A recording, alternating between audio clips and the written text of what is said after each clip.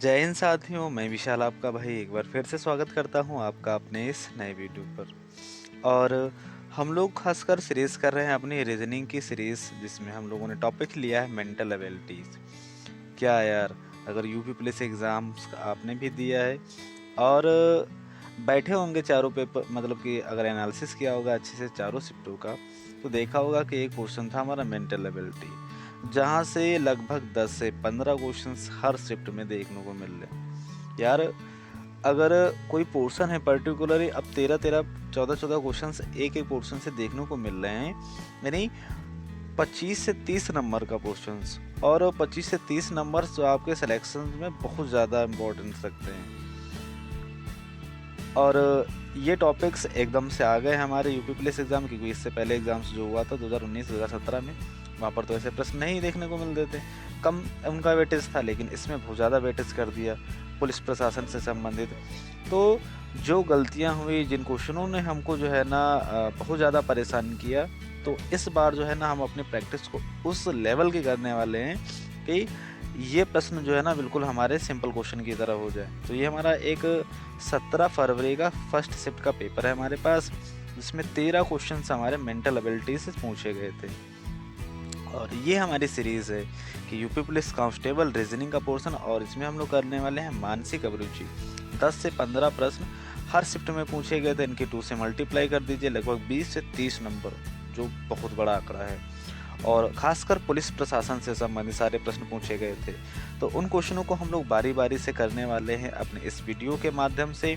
बस ज़रूरत है आपको बड़े ही ध्यान से वीडियो को देखने की और क्वेश्चनों को प्रैक्टिस करने की, क्योंकि अगर ये पोर्शन आपका जो है ना एक बार स्ट्रांग हो गया ना, तो क्या ही कहना, बल्ले बल्ले हैं। जो स्टूडेंट्स जो है ना इन क्वेश्चनों को स्किप करते हैं, उन क्वेश्चनों को जो है ना हम बहुत ही बढ़िया तरीके से बना सकते हैं। और अगर भीड़ से अलग चलना है तो कुछ तो अलग करना पड़ेगा। और जब कहते हैं ना कि ज़िंदगी दोबारा मौका दे, तो पारी बिल्कुल मैक्सवेल की तरह खेलनी चाहिए।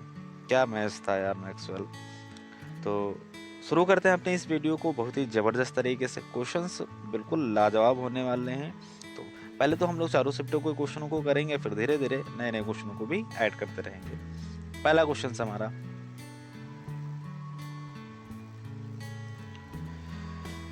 ये पहला क्वेश्चन हमारा दिया गया है कि पहले क्वेश्चन को ध्यान से पढ़ना। और यहाँ पर एक पुलिस, अगर पुलिस या किसी भी आप ड्यूटी से संबंधित प्रश्नों को सॉल्व करते हैं, तो सबसे पहले ड्यूटी हमारी होती है कि हमको प्राथमिकता देनी होगी अपनी ड्यूटी को, और उसी को ध्यान में रखते हुए हमको बाकी सारे कार्य करने चाहिए। आपको ऐसी सिचुएशन में डाला जाएगा कि एक तरफ तो एक पुलिस अधिकारी हैं और आपको ऐसी ऐसी सिचुएशंस आप फंस गई हैं, फिर क्या करेंगे ऐसे में आप। तो हमको करना है क्या, अपनी ड्यूटी की प्राथमिकता हमेशा देनी है। क्वेश्चंस आपके आराम से सही होते चले जाएंगे। क्या करना है कि हमको, अगर हम पुलिस अधिकारी हैं तो यानी अपने आप को पूरी तरीके से देश के प्रति समर्पित कर दिया है। और जब देश के प्रति समर्पित कर दिया है तो समझो फिर घर वाले, परिवार वाले, वो बाद में। सबसे पहले किसकी बात आएगी, हमारे देश की। तो यही इसमें अब जो है ना हमको करना होता है। और जिनकी पकड़ बन गई इन क्वेश्चन पर, उनकी बल्ले बल्ले होने वाली है। अब पढ़ते हैं इस क्वेश्चन को, पहले ध्यान से पढ़िएगा और फिर इसका आंसर करने का प्रयास करिएगा। आप एक पुलिस अधिकारी के रूप में तैनात हैं। कह रहा है कि आप एक पुलिस अधिकारी हैं। एक स्थानीय मेला, यानी एक मेला लगा हुआ है, उसमें एक उत्तेजित भीड़, यानी भीड़ इकट्ठा हो गई, और वो क्या, बहुत ही उग्र है। और वो एक किशोर, यानी छोटा बच्चा है, उस पर चोरी का आरोप लगाती है और मॉब लिंचिंग का प्रयास करती है आपको। अब ऐसे में आप क्या करेंगे, सिचुएशन को कैसे हैंडल करेंगे। पहले चारों ऑप्शंस को बड़े ही ध्यान से पढ़ना, क्योंकि इसमें बहुत सारे ऐसे ऑप्शंस होते हैं जो एलिमिनेट करने से क्या होते हैं, कट जाते हैं। पहला है, दबाव डालकर आरोपी से जुर्म कबूल करवाना चाहिए। आप पुलिस अधिकारी हैं, उसको मार पीट कर बलपूर्वक प्रयोग करेंगे और बोलेंगे कि जो है ना जुर्म कबूल करो कि तुमने चोरी की है। पूछताछ के लिए आरोपी को गिरफ्तार करने के लिए बल का प्रयोग करना चाहिए। इसमें भी वही बात बताई गई कि बल का प्रयोग करना चाहिए। यदि पर्याप्त सबूत उपलब्ध हैं तो भीड़ को दंडित करने देना चाहिए। यदि सबूत मिल भी जाता है कि उसने चोरी की, तब भीड़ को उसे पीटने नहीं देना चाहिए। अगर मान लो कोई अकेला बंदा भीड़ में मेले में फंस जाए और उस पर भीड़ जो है ना चलाने लगे लात घूसे एकदम से, तो सोचो उस बेचारे का क्या हाल होगा। क्या जीवित बच पाएगा? नहीं बच पाएगा ना। तो अगर भीड़ के हवाले कर रहे हो यानी आप जुर्म को होते हुए देख रहे हैं पुलिस अधिकारी के रूप में, तो यहाँ से हमारा ये जो है ना, ऐसा तो बिल्कुल हमें नहीं करना है क्योंकि आप पुलिस अधिकारी हैं। फिर दूसरा यहाँ पर जो इसका लास्ट वाला है ना, ये सबसे लास्ट वाला ऑप्शन था कि निष्पक्ष सुनवाई करने के लिए किशोर को बचाना चाहिए। सबसे पहले अगर भीड़ किसी को पीट रही है, क्योंकि अगर पीटेगी तो वो क्या होगा, वहीं पर मर जाएगा। और एक कहते हैं ना कि जुर्म होते हुए देखना सबसे बड़ा जुर्म होता है। तो सबसे पहले क्या करना है, हमें उस किशोर को बचाना। सबसे पहले ड्यूटी ये होगी हमारी कि उसे क्या करना है, बचाना है हमें। और भीड़ को तितर बितर करना चाहिए। भीड़ को कहना चाहिए कि आप जो है ना अपना अपना काम करिए, ये अब हमारे हाथ में आ गया है। तो यहाँ पर बल का प्रयोग नहीं करना है हमें, सबसे पहली बात। तो यहाँ पर हमारा पहला वाला भी ऑप्शन रॉन्ग हो जाता है। पूछताछ के लिए आरोपी को गिरफ्तार करने के बल का तो प्रयोग करना ही नहीं है। सबसे पहले क्या करना है कि निष्पक्ष सुनवाई करने के लिए किशोर को बचाना चाहिए और भीड़ को तितर बितर करना चाहिए। तो ये हमारी पॉसिबिलिटी सबसे बेस्ट होती है। तो यही हमारा क्या था, इस क्वेश्चन का आंसर था। ऐसे इन क्वेश्चनों का हमें जवाब देना होता है। उम्मीद करता हूँ आपको पहला क्वेश्चन बहुत ही बढ़िया तरीके से समझ में आया होगा। अगर क्वेश्चन समझ में आया हो तो वीडियो को लाइक करिए और चैनल पर पहली बार है तो चैनल को भी सब्सक्राइब करना ना भूलें। दूसरा क्वेश्चन, बिल्कुल ध्यान से क्वेश्चन को पढ़ना है, बहुत ही ज़बरदस्त तरीके से। और क्वेश्चन पढ़ना है तो बिल्कुल सीरियस नहीं लेना है, मुस्कुराते हुए क्वेश्चन को पढ़ना है। क्योंकि बहुत सारी ऐसी दिन में घटनाएं हमारे साथ में होती हैं जो हमें उदास ही करती हैं। तो यार पढ़ाई को अगर पढ़ाई करने के लिए आए हैं और मूड जो है ना बेकार है तो फिर बेकार। मुस्कुराहट के साथ में पढ़िए क्वेश्चन को, सॉल्व करिए। दूसरा क्वेश्चन, दंगा प्रभावित बहुधार्मिक इलाके में पुलिस के रूप में आपको, यानी एक दंगा हो रहा है और कैसा मामला है कि धार्मिक इलाके में, यानी धार्मिकता को लेकर के दंगे हो रहे हैं, आपको क्या करना चाहिए। देखो यहाँ पर क्या बता रहा है कि सामुदायिक सीमाएं लांघने वाले उपद्रवियों पर कार्रवाई करनी चाहिए। ठीक है, पढ़ेंगे सारे ऑप्शन को बारी बारी से। तनाव कम होने तक अनिश्चित काल तक कर्फ्यू लगाएंगे, कि जब तक तनाव कम ना होगा तब तक हमें कर्फ्यू लगा देना चाहिए, यानी वहाँ पर सेवाएं सारी बंद कर देना चाहिए। अगर ऐसा कार्य करेंगे तो बहुत सारे नागरिकों को परेशानी होंगी, ये तो नहीं करेंगे हम। संवाद के लिए माध्यमों से समूहों में सामंजस्य स्थापित करने के लिए बड़ों को शामिल करना चाहिए। यार आप पुलिस अधिकारी हैं और उसमें बड़ों को शामिल करने की क्या आवश्यकता है। तो ये भी आप मामला जो है ना हमारा कहीं ना कहीं फ्लॉप हो जाता है। समाधान के लिए नगर पालिका अधिकारियों के साथ चिंताओं को प्रस्तुत करना चाहिए। अरे आप यार पुलिस अधिकारी हैं और दंगा हो रहा है तो नगर पालिका को वहाँ पर क्या काम, नगर पालिका से क्या काम। तो क्या करना चाहिए कि सामुदायिक सीमाएं लांघने वाले उपद्रवियों पर कार्रवाई करनी चाहिए, यानी ऐसे लोग जो भड़काऊ भाषण दे रहे हैं या भड़का रहे हैं धार्मिक मामले को लेकर, तो उन पर क्या करना चाहिए, कार्रवाई करनी चाहिए हमें। तो ये ऑप्शन हमारा जो दिया गया ना ये बिल्कुल राइट हो जाता है।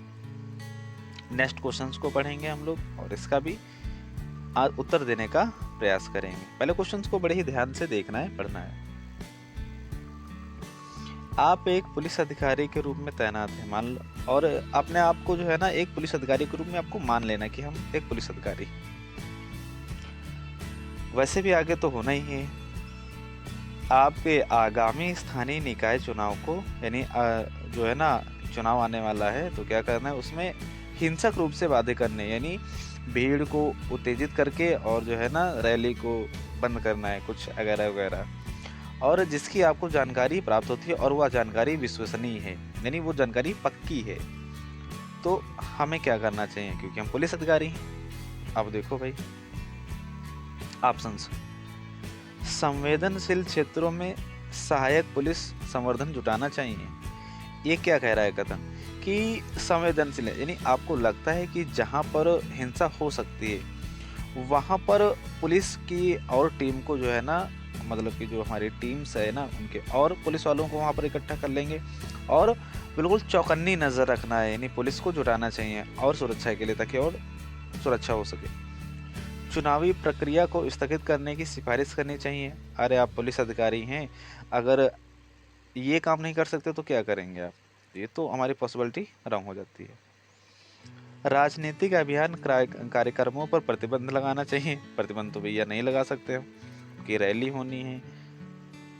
तोड़-फोड़ से बचाने के लिए नज़रबंदी कार्रवाई करनी चाहिए। ये भी हमारी नहीं होनी चाहिए नज़रबंदी, क्योंकि विश्वसनीय जानकारी है, आप जो है ना फोर्स को बढ़ा करके कर सकते हैं ये काम, तो उसकी ज़रूरत नहीं पड़ने वाली है।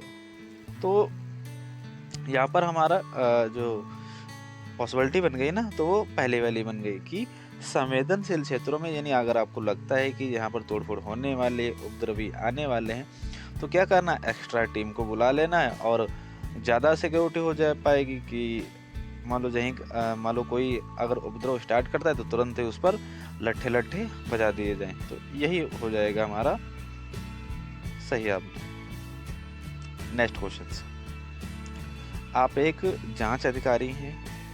एक वीआईपी की हत्या के मामले में मुख्य आरोपी साक्ष्य के साथ में हेर फेर करने और दोष मुक्ति सुनिश्चित करने के हेतु न्यायाधीशों को प्रभावित करने के लिए भारी रिश्वत की पेशकश कर रहा है।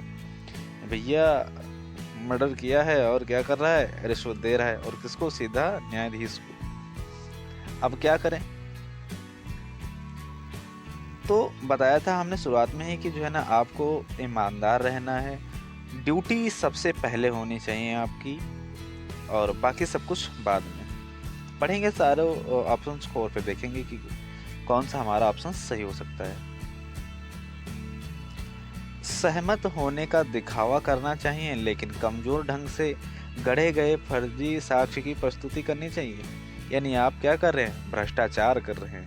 तो क्या भ्रष्टाचार करना चाहिए हमें पुलिस पर रहकर? नहीं करना चाहिए। लेकिन क्या करते हैं ऐसे? बहुत सारे लोग होते हैं जो बहुत करते हैं भ्रष्टाचार। बस उसी भ्रष्टाचार को तो खत्म करना है हमें, इसलिए तो पुलिस बनना है। औपचारिकता दिखानी चाहिए कि, लेकिन गुप्त रूप से आरोपी के खिलाफ सबूत एकत्र करने चाहिए। यानी आप आरोपी को दिलासा दे रहे हैं कि हाँ हम जो है ना गलत साक्ष्य प्रस्तुत करेंगे, लेकिन उसके खिलाफ सबूत इकट्ठा करेंगे कि सब जब सबूत इकट्ठा हो जाएंगे तब इसको गिरफ्तार करेंगे। तब तक तो भैया बहुत मामला लेट हो जाएगा, तो ये भी हमारी शर्त बेकार हो जाती है। अपने स्वतंत्र पेशेवर निर्णय के अनुसार जांच करने से बचना चाहिए। यार आप एक पुलिस अधिकारी हैं और कोई भी काम करने से बच रहे हैं, यानी आप काम से जी चुरा रहे हैं, तो ये क्या ठीक है? बिल्कुल नहीं है। ये बिल्कुल शोभा नहीं देता एक पुलिस अधिकारी को। क्या, और लास्ट ऑप्शन है यही हमारा सही हो जाएगा। पढ़ते हैं क्या है। आप भ्रष्ट रहना चाहिए। सबसे पहले तो क्या करना चाहिए, हमें भ्रष्ट नहीं होना है और अदालत के तथ्यों को पारदर्शिता के साथ में पेश करना चाहिए। और जो हेर फेर कर रहा था ना वो डॉक्यूमेंट्स में, उसमें हमें कुछ भी हेर फेर नहीं करना चाहिए। वो जैसे के जैसे थे वो क्या करना चाहिए, ऐसे ही अदालत के सामने पेश करना है, जिससे हम भ्रष्ट होने से भी बचेंगे और जनता का जो है ना विश्वास हम पर आएगा। तो ये ऐसा बिल्कुल उचित है। क्वेश्चन नंबर 5, आप एक पुलिस अधिकारी के रूप में तैनात हैं। एक एटीएम पर कार्ड क्लोनिंग के मामलों को रोकने के लिए आपको क्या करना चाहिए। यानी एटीएम में जो है ना कुछ इस प्रकार की कार्रवाई हो रही है, तो क्या करना चाहिए इसे में। संदिग्ध सहयोगी की पहचान करने के लिए सभी एटीएम में एक एक पर्यवेक्षक रखना चाहिए। हाँ रखना तो चाहिए, लेकिन सबसे पहले चारों ऑप्शन को पढ़ लेना है हमें, क्योंकि देखते ही उत्तर अगर मारेंगे तो बाद में जो है ना गड़बड़ हो सकती है। क्षेत्राधिकार में सभी एटीएम को अस्थायी रूप से बंद कर देना चाहिए। नहीं बंद कर सकते, क्योंकि बंद करेंगे तो बहुत ज़्यादा कठिनाई होने वाली है रुपए निकालने और जमा करने के लिए। कार्य प्रणाली को समझने के लिए कार्ड क्लोनिंग मशीन का प्रोटोटाइप खरीदने चाहिए। खरीदेंगे तो भाई लॉस होगा। विसंगतियों के लिए एटीएम मशीन एक्सेस लॉगिन की जांच करनी चाहिए। इसमें भी बहुत ज़्यादा फायदा नहीं होगा। तो क्या करना चाहिए हमें, संदिग्ध सहयोगियों की पहचान करने के लिए सभी एटीएम में एक एक पर्यवेक्षक रखना चाहिए। यानी जांचकर्ता, उसकी सिक्योरिटी के लिए जो है ना एक एक वहाँ पर गार्ड रखना चाहिए। कुछ इस प्रकार से हम लोग कह सकते हैं कि अगर उसके बाहर गार्ड होगा, एक कर्मचारी होगा जो उसको सिक्योरिटी करेगा, तो ऐसे मामले नहीं होंगे वहाँ पर। नेक्स्ट क्वेश्चन हमारा, पढ़ेंगे क्वेश्चंस को ध्यान से ही। आप एक विशेष सेल में कांस्टेबल हैं, तो कांस्टेबल की जब तैयारी कर रहे हैं तो मानने में क्या जाता है हमारा, क्योंकि कांस्टेबल तो हो गए ना, क्योंकि जब हम अपने आप को मान लेंगे कि हम कांस्टेबल हैं तभी हो पाएगा ऐसा कार्य। जो साइबर अपराध और ऑनलाइन धोखाधड़ी से निपटाता है। आपको साइबर सुरक्षा और डिजिटल फॉरेंसिक के विभाग में पहलुओं में प्रशिक्षित किया गया है आपको। और हालांकि कर्मचारी की कमी के कारण आपको गश्त ड्यूटी सौंपी जाती है। आपको सड़कों पर गश्त करनी होती है और आपातकालीन कॉलों का जवाब देना होता है। आपको लगता है कि यह एक उबाऊ और नीरस कार्य है जो आपकी विशेषज्ञता के अनुरूप नहीं है। आपको क्या करना चाहिए, यानी ऐसा काम है कि जो आप नहीं करना चाहते लेकिन आपको ये कार्य सौंपा गया कि आपको ही करना है, फिर ऐसे में आप क्या करेंगे। ये कंडीशंस हमारे सामने दे दी गई है। अब पढ़ेंगे इसके उत्तर को, ऑप्शंस को। गश्त ड्यूटी करनी चाहिए लेकिन लगातार छुट्टी लेने के लिए अवसर की तलाश करते रहना चाहिए, यानी आप जो है ना अपने कार्य से बच रहे हैं। तो अगर जो कार्य हमको सौंपा गया है तो वो कार्य हमको निष्ठापूर्वक ईमानदारी से करना ही करना है। गश्त ड्यूटी करने से इनकार कर देना चाहिए, नहीं, आप नहीं इनकार कर सकते, क्योंकि जो आपको कार्य सौंपा गया उसको तो हमें करना ही करना है और ईमानदारी पूर्वक करना है, भले ही आप उस कार्य के लिए इंटरेस्टेड ना हो। गश्त ड्यूटी उत्साहपूर्वक करनी चाहिए और अधिकारियों के अनुभव से सीखना चाहिए। ये सही कुछ हद तक है जो यहाँ पर लिखा। गश्त ड्यूटी अनिच्छा से करनी चाहिए, यानी कोई इंटरेस्ट आपका है ही नहीं, दिखाई ही नहीं रहे। अगर कोई कार्य आपको सौंपा गया है तो उनमें इंटरेस्ट दिखाना है, भले ही आप वास्तव में इंटरेस्टेड ना हो उससे, लेकिन आपको जो है ना उसमें इंटरेस्ट दिखाना चाहिए। तो यहाँ पर गश्त ड्यूटी क्या करना चाहिए, हमें उत्साहपूर्वक करनी चाहिए और अन्य गश्ती अधिकारियों के अनुभव से सीखना चाहिए। यही हमारा हो जाता है इस क्वेश्चन का बिल्कुल राइट ऑप्शन। आगे, राष्ट्रव्यापी आतंकी अभियान के चरम चरण में आपको पता चलता है कि आपका एकमात्र अभिभावक दुर्बलता स्ट्रोक से पीड़ित है, यानी आपके पापा या माता पिता जो है ना वो दुर्बलता से स्ट्रोक से पीड़ित हैं। अब ऐसे में हमें क्या जो है ना अपनी ड्यूटी को छोड़कर भाग आना चाहिए, वही कि आपको सबसे पहले क्या देना है, प्राथमिकता देना है अपनी ड्यूटी को। पढ़ेंगे इसके ऑप्शंस को भी। मिशन पूरा होने तक ध्यान भटकने से बचते हुए समाचार छुपानी चाहिए, नहीं जी नहीं छुपा सकते, क्योंकि जो है ना स्ट्रोक से पीड़ित है। पारिवारिक प्राथमिकता के लिए निपुण ड्यूटी की भागदौड़, निपुण को जो है ना निपुण ड्यूटी को भागदौड़ से ऐसा कह रहा है कि जो है ना आप अपने टीममेट को जो है ना अपना कार्य सौंपकर जो है ना आप वहाँ से भाग आएंगे, तो भागना तो बिल्कुल है ही नहीं हमें। अभिभावकों को संभालने के लिए भाई बहन से अपेक्षा करते हुए एक तरफ ध्यान केंद्रित करना चाहिए। हाँ जी, ये बिल्कुल हमारा राइट यहाँ पर ऑप्शन हो जाता है। और यहाँ दूरस्थ में सम्मानित करना चाहिए भी नहीं हो जाएगा। तो यहाँ पर अभिभावक को संभालने के लिए, क्योंकि जब भाई बहन घर पर हैं तो वो लोग उसका ख्याल रख सकते हैं ना।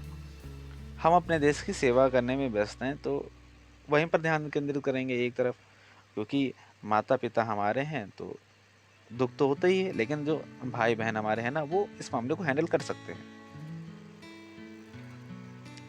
8 नंबर क्वेश्चन, पीड़िता से बलात्कार के फॉरेंसिक साक्ष्य की जांच करते समय आपको तो क्या क्या जो है ना वहाँ पर हो सकता है कि बिना किसी महिला पुलिस के बेरहमी से तो बिल्कुल भी गलत कार्य हो जाएगा। ये छद्म नाम का उपयोग करके एफआईआर के साथ दस्तावेजीकरण पूर्ण करना चाहिए, या प्रत्यक्ष भागीदारी के बिना अनुभवी महिला निरीक्षक को स्थानांतरित कर देना चाहिए, ये भी नहीं होगा हमारा। विश्वास कायम करने के लिए सादे कपड़ों में पीड़िता का व्यक्तिगत रूप से साक्षात्कार किया जाना चाहिए, ये उचित नहीं है।